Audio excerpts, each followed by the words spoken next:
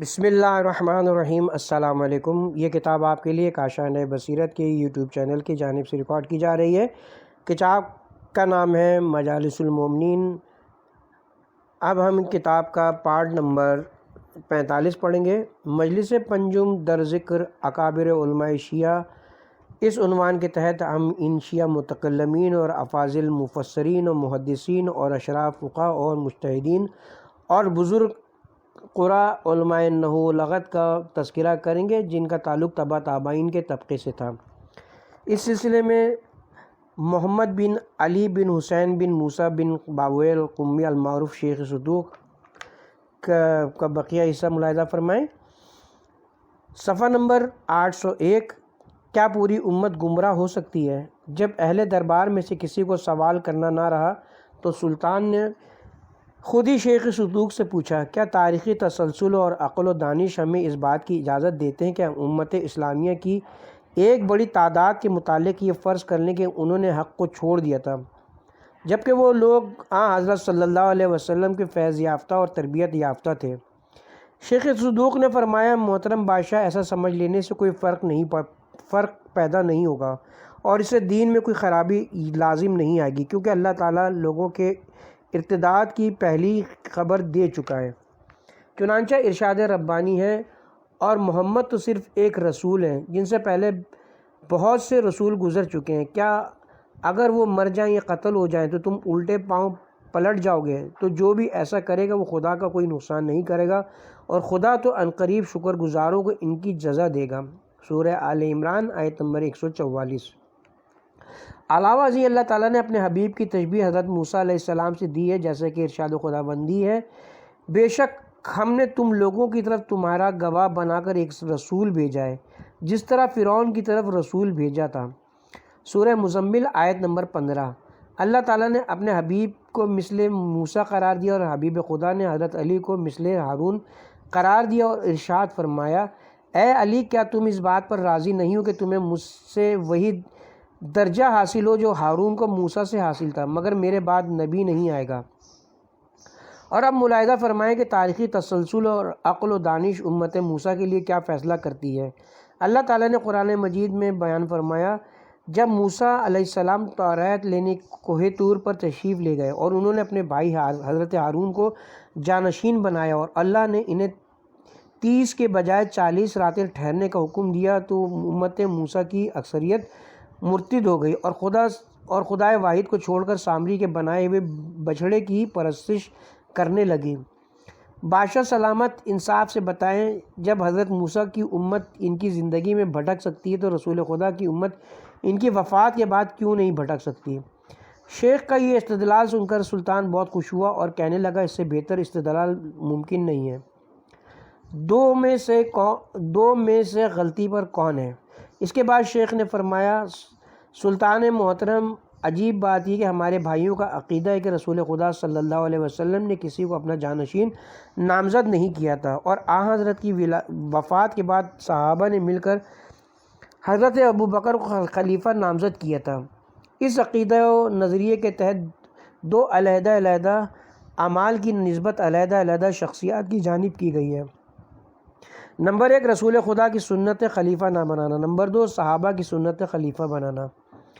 اس نظریے کے حاملین سے ہماری یہ درخواست ہے کہ وہ خدارہ ہمیں یہ بتائیں کہ رسول خدا نے خلیفہ مقرر نہ کر کے صحیح کیا تھا یا غلط کیا تھا، اور صحابہ نے خلیفہ مقرر کر کے صحیح کیا تھا یا غلط کیا تھا، اور رسول خدا صلی اللہ علیہ وسلم کے فعل کو غلط کہنا درست نہیں ہے۔ لہٰذا ادب رسول کا تقاضا یہ ہے کہ مسلمان یہ نظریہ رکھیں کہ صحابہ نے سقیفہ میں جو نامزدگی کی تھی وہ سیرت رسول کے خلاف تھی اور ایک غلط اقدام تھا۔ اور آئیے دیکھیں کہ کیا واقعی رسول خدا نے کسی کو اپنا جانشین مقرر نہیں کیا تھا، اور عدم میں اختلاف کا یہ عقیدہ کسی عاقل کے لیے کسی طور پر بھی قابل قبول نہیں ہے، کیونکہ ہمارا روزمرہ کا مشاہدہ ہے کہ ایک بھکاری جس کی کل کائنات صرف ایک کشکول اور جھوپڑی پر مبنی ہوتی ہے، وہ بھی کسی نہ کسی کو اپنا جانشین مقرر کر کے جاتا ہے۔ جبکہ اللہ نے دین و دنیا کی سلطنت اپنے حبیب کے حوالے کی تھی تو آپ نے کسی کو بھی اپنا جانشین نامزد نہ کیا تاکہ افراد امت ایک دوسرے سے دست و گریبان رہیں، اور اس سے بھی عجیب بات یہ کہ حضرت ابوبکر نے تو حضرت عمر کو اپنا جانشین بنایا، اور حضرت عمر نے اپنی نیابت کے لیے 6 افراد پر مشتمل ایک شورا تشکیل دی تھی۔ اس صورت میں برادران اہل سنت سے ہمارا سوال یہ کہ حضرت ابوبکر نے اسلام اور مسلمین کی محبت میں حضرت عمر کو جانشین بنایا تھا یا کچھ دیگر وجوہات پر انہیں نامزد کیا تھا؟ اور اسی طرح سے حضرت عمر نے اپنی جانشینی کے لیے 6 افراد پر مشتمل جو شورا قائم کی تھی وہ اسلام اور مسلمین کی محبت کے تقاضے کے تحت قائم کی تھی یا اس شورا کے قیام میں کچھ دیگر عوامل کار فرما تھے؟ اگر دونوں بزرگواروں کا یہ فعل محبت اسلام و مسلمین پر مبنی تھا تو ہم اپنے بھائیوں سے یہ پوچھنے کا حق رکھتے ہیں کہ کیا رسول خدا صلی اللہ علیہ وسلم کو اسلام سے اتنی محبت بھی نہ تھی جتنی کہ شیخین کو تھی؟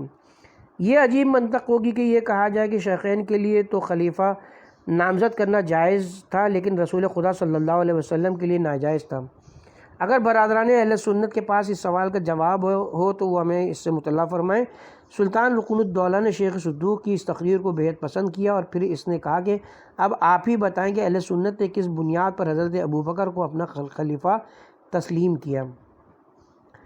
امامت نماز کی حقیقت۔ شیخ صدوق نے کہا، بادشاہ معظم، اصل بات یہ کہ ہمارے دوستوں کا گمان یہ ہے کہ حضرت صلی اللہ علیہ وسلم نے انہیں نماز کے لیے اپنا نائب مقرر کیا تھا، اور اس کے لیے دلچسپ بات یہ کہ یہ روایت سرے سے ہی غلط ہے، کیونکہ ہمارے دوست اس بارے میں مختلف آراء رکھتے ہیں اور وہ خود بیان کرتے ہیں کہ جب حضرت ابوبکر نے نماز شروع کرائی اور حضرت کو ان کی امامت کا علم ہوا تو آپ اپنی تمام تر تکلیف کے باوجود بستر سے اٹھے اور نقاہت کی وجہ سے چلنے کے قابل نہیں تھے۔ اس عالم میں انہوں نے علی و عباس کے کندھوں کا سہارا لیا اور مسجد میں تشریف لائے۔ حضرت کی آمد کو محسوس کر کے حضرت ابوبکر مصلی سے ہٹ گئے اور رسول خدا اپنے مصلی پر تشریف لائے اور بیٹھ کر اشاروں سے نماز پڑھائی۔ اگر حضرت ابوبکر کو حضرت نے خود ہی اپنا جانشین مقرر کیا ہوتا تو انہیں اتنی زحمت اٹھانے کی کیا ضرورت تھی؟ اور اس روایت کے برعکس بعض حضرات نے روایت یوں تخلیق کی کہ حضرت نے اپنی زوجہ حفصہ بنت عمر سے فرمایا اپنے باپ کو حکم دے کہ وہ لوگوں کو نماز پڑھائیں۔ جب روایت میں اتنا اختلاف و اضطراب ہے تو ان روایات سے شیخین کی خلافت کا اثبات ممکن نہیں ہے، اور اس روایت کے صحیح نہ ہونے کی سب سے بڑی دلیل یہ ہے کہ اگر یہ روایت صحیح ہوتی تو حضرت ابوبکر و عمر اس روایت کو انصار مدینہ کے مقابلے میں سقیفہ بنی سعدہ میں خود ہی پیش کرتے، لیکن انہوں نے اس روایت کو انصار کے مقابلے میں پیش نہیں کیا تھا، تو گویا اب مدعی سست گواہ چست والا معاملہ بن چکا ہے۔ علاوہ ازیں شیخین کی امامت نماز کی جتنی بھی روایت بیان کی جاتی ان تمام روایت کی مرکزی راویہ حضرت عائشہ و حفصہ ہیں، اور ادھر حضرت ابوبکر و عمر نے گواہی کے لیے ایک عجیب اصول وضع کیا تھا کہ جب گواہی دینے والے کو اس گواہی سے کوئی دینی یا دنیاوی فائدہ حاصل ہو سکتا ہو تو ایسی گواہی قابل قبول نہیں ہے۔ چنانچہ اس طرفہ قاعدے کے تحت حضرت علی اور حسنین کریمین کی فدق کے بہیہ نامے حسنین کریمین کے فدق کے حبہ نامے کے متعلق گواہی مسترد کر دی گئی تھی۔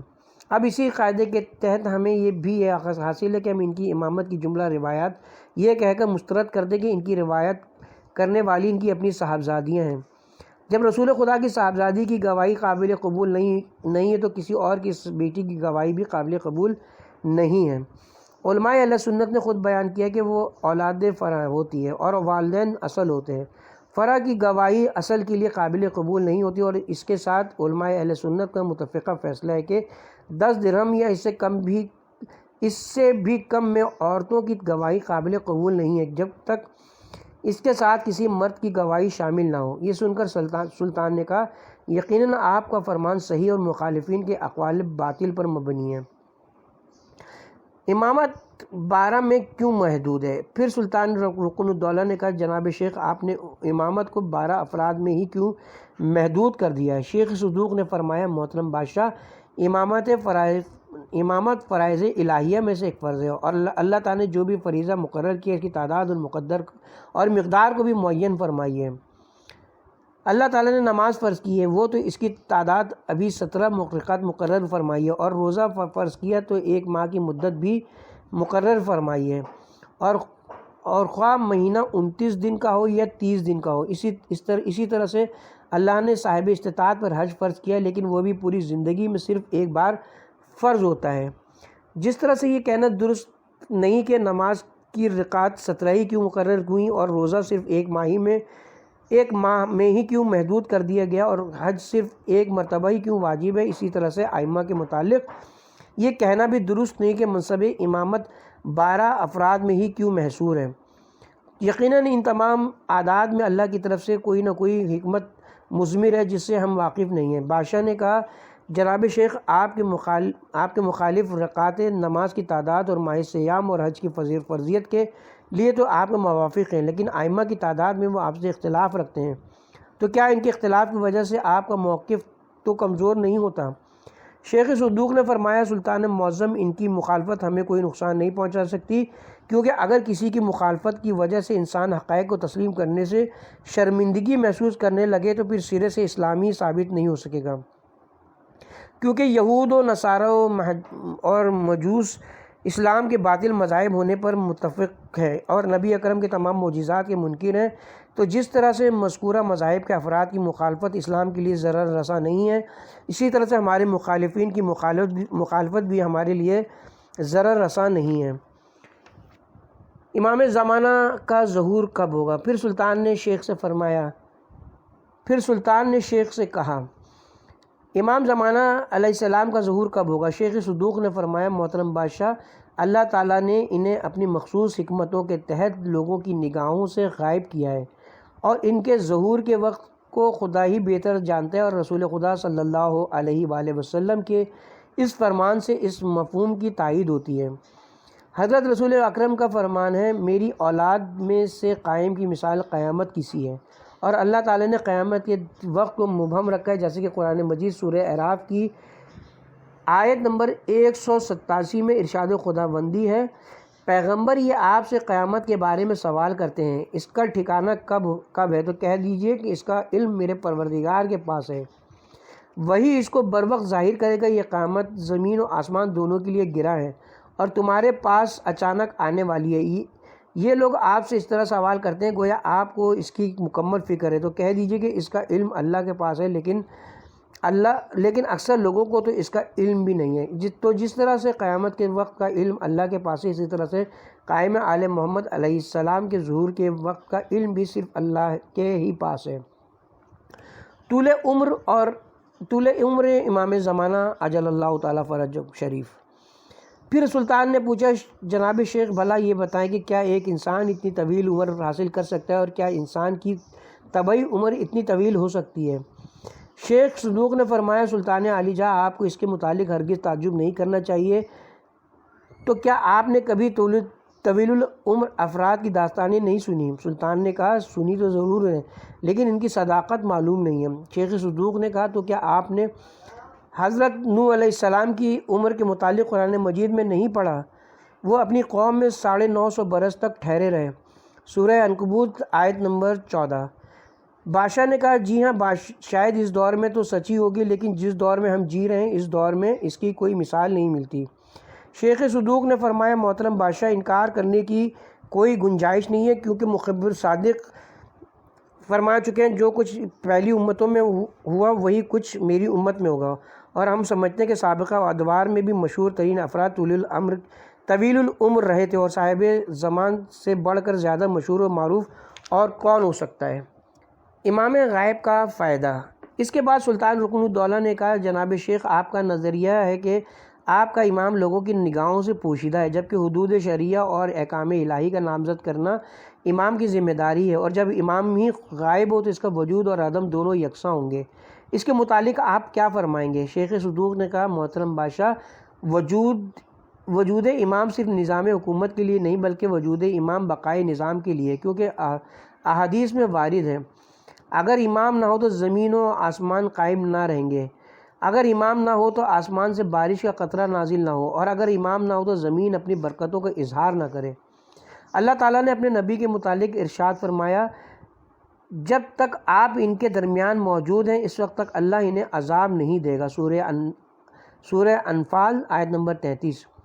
اسی طرح امام بھی رفع عذاب کے لیے نبی کا قائم مقام ہوتا ہے اور اس کے وجود کی برکت سے زمین عذاب الہی سے محفوظ رہتی ہے۔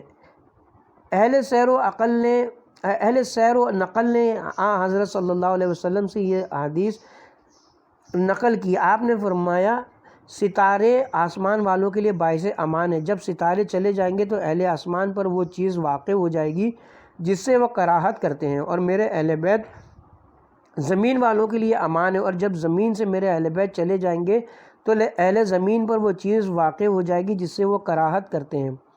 علاوہ ازیں حضرت کی مشہور حدیث ہے، اگر زمین ایک ساعت کے لیے بھی حجت سے خالی ہو جائے تو اپنے اہل سمیت تباہ و برباد ہو جائے۔ بادشاہ کا اعلان حق۔ شیخ صدوق کے دلائل سے سلطان بے حد متاثر ہوا۔ اس نے اعلان کرتے ہوئے کہا کہ حق مذہب امامیہ کے ساتھ ہے، ان کے علاوہ باقی مذاہب غلطی پر ہیں۔ پھر اس نے شیخ سے درخواست کی کہ وہ گاہے باگاہے دربار میں تشریف لایا کریں، جسے شیخ نے قبول کر لیا اور مناسب وقت پر آنے کا وعدہ کیا۔ دوسرے دن بادشاہ نے دربار میں دل کھول کر شیخ کے نظریات کی تائید و تصدیق کی اور شیخ کے علم و فضل کی تعریف کی۔ اتنے میں ایک درباری نے اٹھ کر کہا، سلطان معظم، شیخ کا نظریہ ہے کہ امام حسین علیہ السلام کے سر اطہر نے نوک سینہ پر سورہ کہف کی تلاوت کی تھی، تو کیا ایسا نظریہ قبول کیا جا سکتا ہے؟ سلطان نے کہا، شیخ نے میرے سامنے تو ایسی بات نہیں کی، البتہ ہم اس کے متعلق ان سے دریافت کریں گے۔ چنانچہ سلطان نے ایک خط لکھ کر شیخ سے اس مسئلے کے متعلق ان کا نظریہ دریافت کیا، تو شیخ نے جواب میں تحریر فرمایا، نوک سینہ کا قاری۔ بادشاہ معظم، یہ روایت ان لوگوں سے مروی ہے جنہوں نے امام مظلوم علیہ السلام کے سر اطہر کو نوک نیزہ پر قرآن پڑھتے ہوئے سنا تھا۔ یہ روایت ہمارے ائمہ ہدیٰ علیہم السلام میں سے کسی سے مروی نہیں ہے، البتہ ہم اس روایت کو درست سمجھتے ہیں اور ہمیں اس کی صداقت پر پورا یقین ہے، کیونکہ ہمارا عقیدہ یہ ہے کہ گناہگار افراد کے ہاتھ پاؤں قیامت کے دن گفتگو کریں گے، جیسا کہ اللہ تعالیٰ کا فرمان ہے، آج ہم ان کے منہ پر مہر لگا دیں گے اور ان کے ہاتھ ہم سے گفتگو کریں گے، اور جو کچھ وہ کیا کرتے تھے اس کے متعلق ان کے پاؤں گواہی دیں گے۔ سورہ یاسین آیت نمبر 65۔ جب بدکار افراد کے ہاتھ پاؤں گفتگو کر سکتے ہیں تو شہید اعظم حضرت امام حسین علیہ السلام کا سر اطہر نوک سینہ پر قرآن کیوں نہیں پڑھ سکتا؟ اور اس مطلب کا انکار دراصل قدرت خداوندی اور فضیلت رسول کا انکار ہے، اور یہ بھی واضح رہے کہ امام حسین علیہ السلام کائنات کی وہ عظیم الشان شخصیت ہے جن کے مصائب پر ملائکہ نے گریہ کیا تھا، اور جن کی شہادت کے بعد آسمان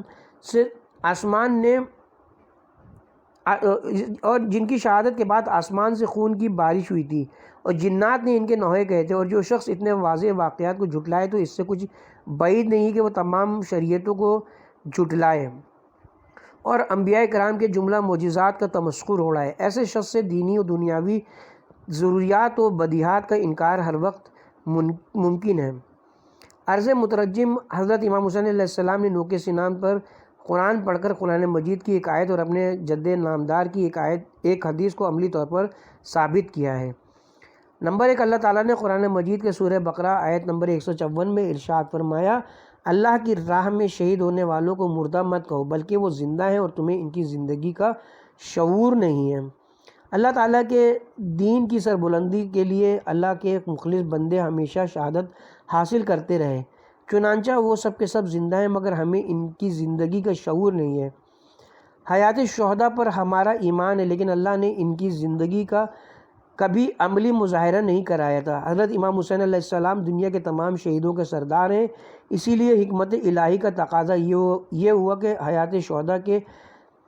حیات شہداء کے مسائل کو صرف نظریے کی حد تک نہ رکھا جائے بلکہ اس کا عملی ثبوت بھی فراہم کیا جائے۔ اسی لیے حضرت امام حسین علیہ السلام نے کوفہ و شام میں قرآن مجید کی تلاوت کر کے دنیا کو بتایا کہ اگر حیات شہداء کا عملی ثبوت دیکھنا چاہتے ہو تو دیکھو، میں شہید ہو کر بھی قرآن پڑھ رہا ہوں۔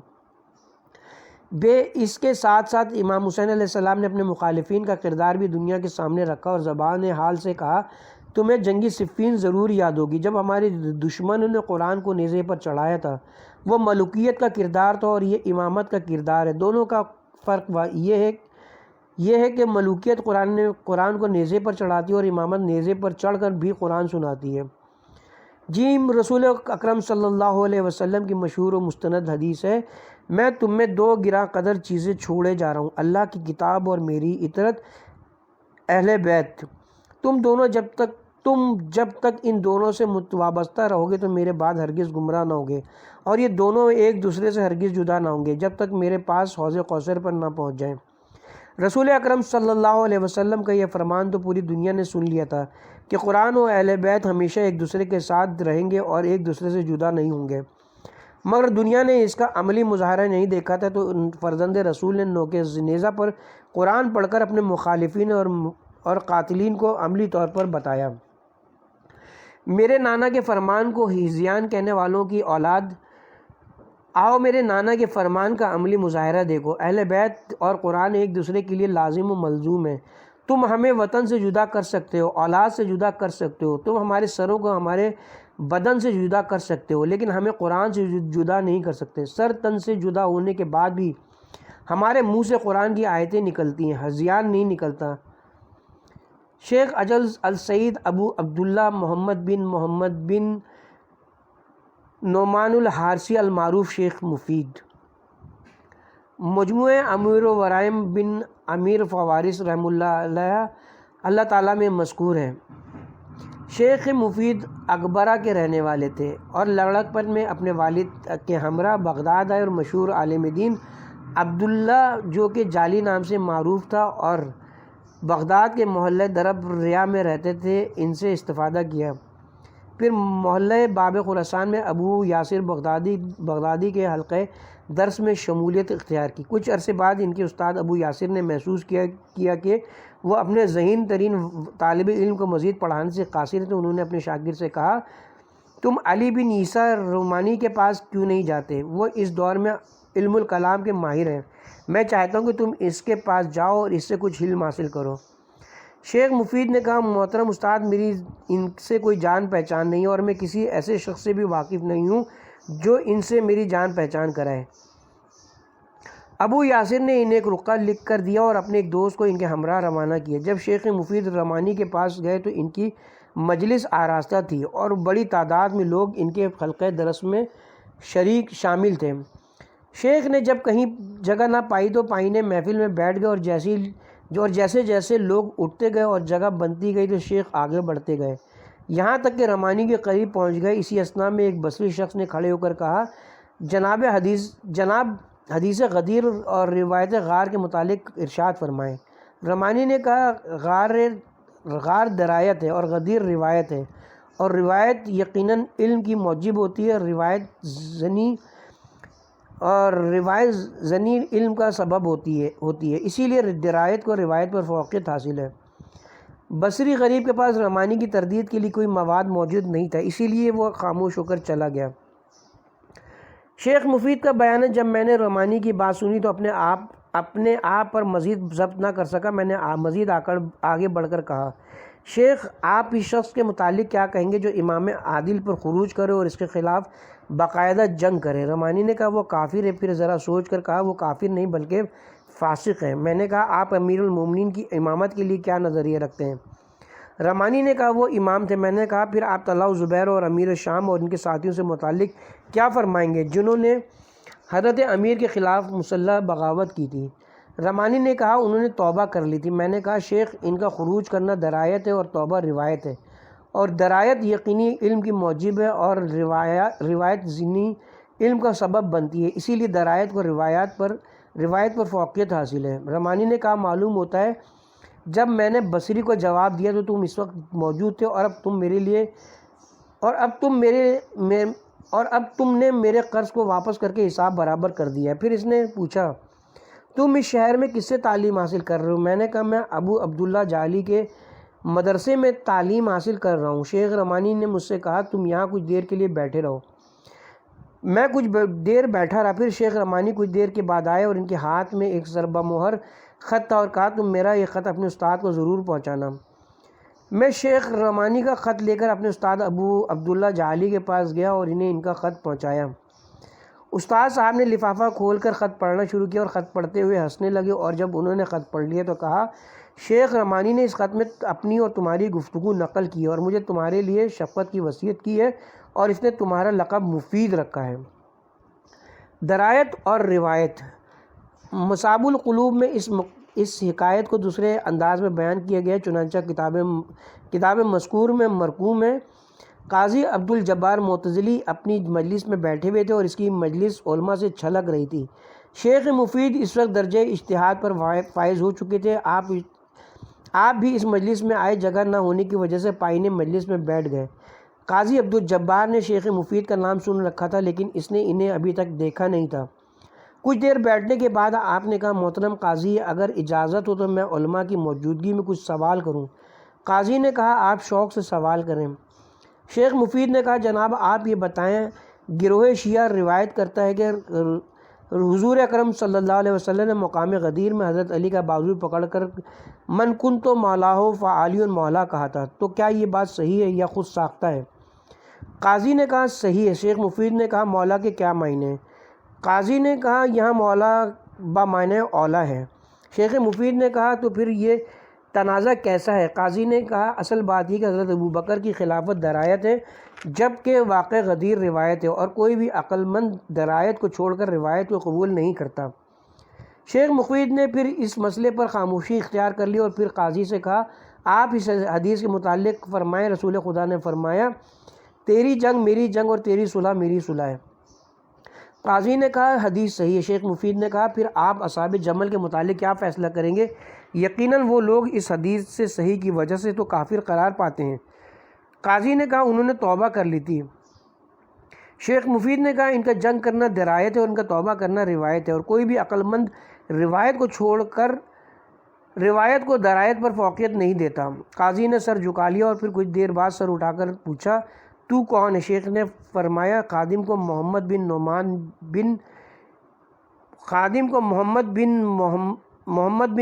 بن نعمان حارثی کہتے ہیں۔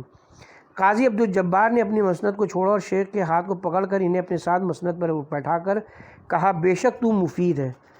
علماء مجلس کو قاضی کا یہ انداز پسند نہ آیا اور وہ قاضی پر سخت ناراض ہوئے اور غصے کی وجہ سے ان کے نتنوں سے خرخراہٹ کی آوازیں نکلنے لگیں۔ قاضی عبد الجبار نے کہا، اے گروہ علماء و فضلاء، اس نے مجھے لاجواب کر دیا ہے۔ اگر تم میں سے کسی کے پاس اس کے سوال کا جواب موجود ہے تو وہ خوشی سے بیان کرے، لیکن پوری محفل میں کسی سے بھی جواب نہ بنایا۔ شیخ مفید واپس تشریف لائے۔ سلطان عضدالدولہ کو اس واقعے کی خبر ملی تو اس نے کہا، بہتر ہے کہ یہ واقعہ خود شیخ مفید کی زبانی سنا جائے۔ چنانچہ اس نے شاہی سواری روانہ کی اور شیخ مفید کو پورے شاہی آداب کے ساتھ دربار میں لایا گیا، اور سلطان نے بڑی توجہ سے یہ داستان سنی اور خوش ہو کر شیخ مفید کو مرکوب خاص اور اس کے ساتھ زرین قلاوہ اور جبہ اور دستار اور 100 دینار زر اور غلام عطا کیا، اور اس کے علاوہ اور بھی بہت سی نوازشات کیں، اور کہا کہ اللہ تعالیٰ بحق محمد و آل محمد ہم سب پر رحم فرمائے۔ ابن کثیر شامی نے اپنی تاریخ میں لکھا ہے، محمد بن نعمان ابو عبداللہ المعروف با ابن المعلم روافظ کے شیخ اور ان کے مصنف اور مناظر تھے۔ گرد و پیش کے بہت سے ملوک و سلاطین ان کے معتقد تھے، کیونکہ اس دور میں تشیع نے کافی ترقی کر لی تھی اور لوگوں کے دلوں میں گھر کر لیا تھا، اور ان کی مجلس میں بہت سی خلق خدا شامل ہو کر ان سے مستفید ہوتی تھی۔ سید مرتضیٰ بھی ان کے شاگردوں میں سے تھے، اور سید مرتضیٰ نے اپنے استاد کی وفات پر نہایت عمدہ مرثیہ لکھا تھا۔ یافعی نے اپنی تاریخ میں لکھا ہے، 413 ہجری میں شیعہ عالم اور روافظ کا امام صاحب تصانیف کثیر المعروف شیخ مفید و ابن معلم کی وفات ہوئی۔ وہ علم الکلام جدل و فقہ میں بڑے ماہر تھے، اور وہ ہر عقیدہ والوں سے بلا خوف و خطر منازعہ کرتے تھے۔ انہیں بنی بویا کی سرپرستی حاصل تھی۔ شیخ موصوف زیادہ صدقات و خیرات کرنے والے، بڑے پرہیزگار، نماز اور روزہ میں بے مثال تھے، اور ہمیشہ موٹے جھوٹے کپڑے پہنتے تھے۔ کبھی عضدالدولہ اور ان کی ملاقات کے لیے خود چل کر ان کے پاس آتا تھا۔ شیخ مفید دبلے پتلے گندمی رنگت رکھنے والے تھے۔ انہوں نے 76 برس کی عمر پائی اور 200 سے زیادہ کتابیں تالیف کی۔ ان کی وفات کا دن مشہور ہے۔ ان کے جنازے میں 80,000 شیعوں نے مشاہدت کی۔ خدا نے اس سے جان چھڑائی۔ ان کی وفات ماہ رمضان میں ہوئی۔ واضح رہے کہ آفعی نے خط کشیدہ عبارت "خدا نے اس سے جان چھڑائی" لکھ کر اپنے تعصب کا مظاہرہ کیا۔ اس کے مذکورہ جملے کا مقصد یہ کہ سنی علماء نے شیخ مفید کی موت سے راحت محسوس کی۔ آفعی کے مذکورہ جملے سے معلوم ہوتا ہے کہ شیخ مفید نے مخالف علماء کو ہر لحاظ سے لاجواب کر دیا تھا، اور وہ جب مباحثہ و مناظرہ میں کوئی جواب نہ دے سکے تو اپنے بزرگوں کی سیرت پر عمل کرتے ہوئے شیخ مفید کی موت کی دعا مانگنے لگے۔ ابن کثیر شامی نے اپنی تاریخ میں لکھا کہ جب شیخ مفید کی موت کی خبر ابو القاسم خفاف، جو کہ ابن نقیب کے لقب سے ملقب تھا اور جس کا شمار افاضل اہل سنت میں سے کیا جاتا تھا، نے سنی تو وہ بہت خوش ہوا، اور اس نے اپنی خوشی کا اظہار کرنے کے لیے اپنے گھر کو آراستہ کیا اور اپنے احباب سے کہا کہ آج میری خوشی کا دن ہے، مجھے مبارک دو، اور مفید کی موت سن لینے کے بعد اب میں سکون سے مر سکوں گا۔ مؤلف کہتا ہے اہل سنت کی پرانی عادت ہے کہ جب وہ علمی دلائل کا جواب پیش نہ کر سکے تو تلوار و نیزہ سے اس کا جواب دیتے ہیں، اور اس سے بھی عاجز ہو تو اس پر تہمت تراشی کر کے سلطان کے پاس اس کی چغل خوری کرتے ہیں تاکہ ان کے حصے کا کام سلطان انجام دے، اور اگر وہ ایسا کرنے سے بھی قاصر رہ جائیں تو پھر اپنے مخالف کی موت کی تمنا کرتے ہیں۔ اپنے مخالفین کی موت کی خبر سن کر خوش ہونا ان کا قدیمی شیوہ رہا ہے۔ ہماری اس نظریے کی تائید ابو المعالی جوینی کے اس قول سے ہوتی ہے جو اس نے اپنے رسالہ تفصیل مذہب شیعہ میں نقل کیا ہے۔ امام شافعی نے ابو حنیفہ کے شاگردوں محمد بن حسن اور ابو یوسف سے بارہا مناظرے کیے اور ہر بار انہیں شکست فاش دی۔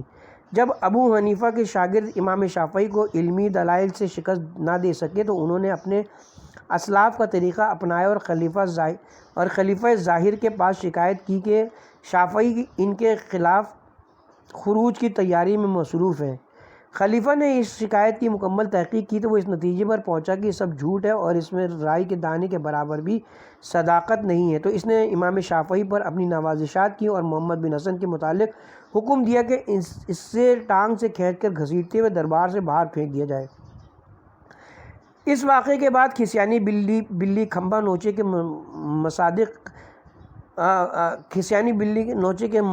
مصداق ابو یوسف اور محمد بن حسن امام شافعی کو بددعائیں دیتے تھے اور ان کی موت کی دعائیں مانگا کرتے تھے۔ جب امام شافعی کو ان کی گھٹیا حرکت کا علم ہوا تو انہوں نے کہا جو لوگ میری موت کی تمنا کر رہے ہیں ان سے کہہ دو کہ موت تو ہر کسی پر آنی ہے اور مجھ پر بھی آ کر رہے گی، لیکن میرے حریف بھی تو اس دنیا میں زندہ نہیں رہیں گے۔ اس مضمون کو شیخ سعدی نے ان الفاظ میں ادا کیا ہے: اگر دنیا میں ہما پرندہ ختم بھی ہو جائے تو بھی کوئی الو ان کے سامنے اگر دنیا میں تمام پرندے ختم بھی ہو جائے تو بھی کوئی الو کے سائے میں آنا پسند نہیں کرے گا۔ فرزدق رحمۃ اللہ علیہ نے اس مضمون کو بڑی خوبصورتی سے ادا کیا ہے۔ جب زمانہ کسی گروہ پر حوادث نازل کرتا ہے تو اس کے بعد دوسرے گروہ پر بھی حوادث کی یورش کرتا ہے۔ ہماری مصیبت دیکھ کر خوش ہونے والوں سے کہہ دو کہ ہوش کریں، کل انہیں بھی ایسے ہی حوادث کا سامنا کرنا پڑے گا جیسا کہ ہم نے سامنا کیا ہے۔ شیخ مفید رحمۃ اللہ علیہ نے مخالفین مذہب حقہ کو ہر میدان میں خوب رسوا کیا، اور ان سے رسوا ہونے والوں میں قاضی ابو بکر باقلانی بھی شامل تھے۔ ایک بار شیخ مفید قاضی ابو بکر باقلانی سے مناظرہ کر رہے تھے اور باقلانی نے بڑی کوشش کی کہ کسی نہ کسی طرح سے ان کے تابڑ توڑ حملوں سے بچ سکے، لیکن آل محمد کے اس غلام نے اس کا اتنا کافیہ تنگ کیا کہ اسے کہیں سے بھی نکلنے کا راستہ نہ چھوڑا۔ باقلانی کو دوران مناظرہ ان کی خوشامد کرنے کی سوجی کہ شاید خوشامد کا ہتھیار اسے نجات دلا سکے، اور اس نے شیخ سے کہا کیا ہر دیگ میں تیرا کفگیر شامل ہے؟ مقصد یہ تھا کہ آپ ہر علم سے واقف ہیں۔ شیخ مفید نے کہا تو نے اچھا کیا کہ اپنی دیگیں پکانے والے باپ کے سامان سے تمثیل دی۔ باقلانی خاندانی طور پر طباخی تھا اور اس کا باپ کرائے پر دیگیں پکایا کرتا تھا۔ شیخ کے جواب سے مجلس چمک اٹھی اور باقلانی میاں بجھ گئے۔ اس کے ساتھ ہی یہاں پر ہم پارٹ نمبر 45 کا اختتام کرتے ہیں۔